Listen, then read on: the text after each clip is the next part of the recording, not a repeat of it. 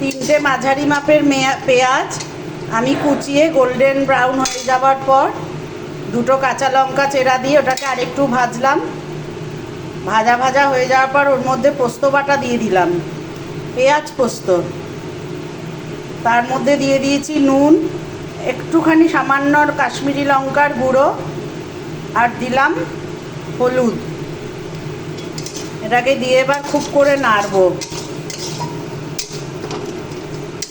ঠিক কচু শাক যেরকম দেখতে হয় ওই রকম হয়ে যাবে নাড়তে নাড়তে।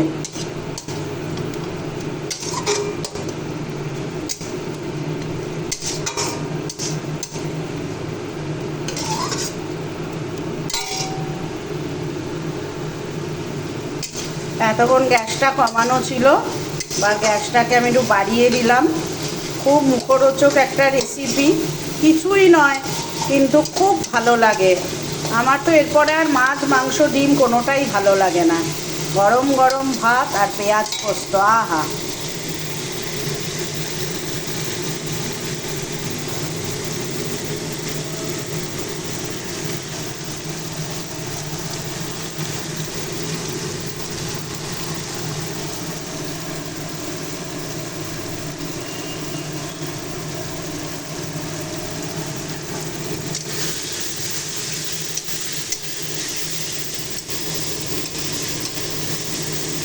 যতক্ষণ না তেল ছেড়ে আসবে এটাকে নাড়তে হবে।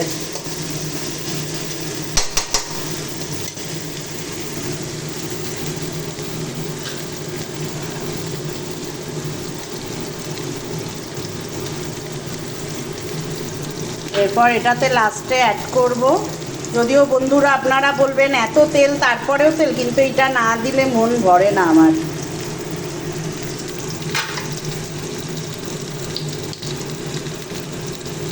পোস্তর সাথে যে কাঁচা তেলের একটা গন্ধ পোস্ত বাটার সাথে, সেটা এটা না হলে হয় না।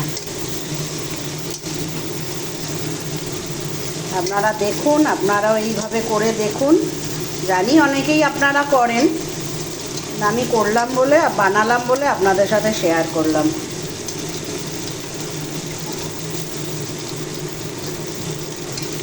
করে দেখবেন, ভালো লাগবে।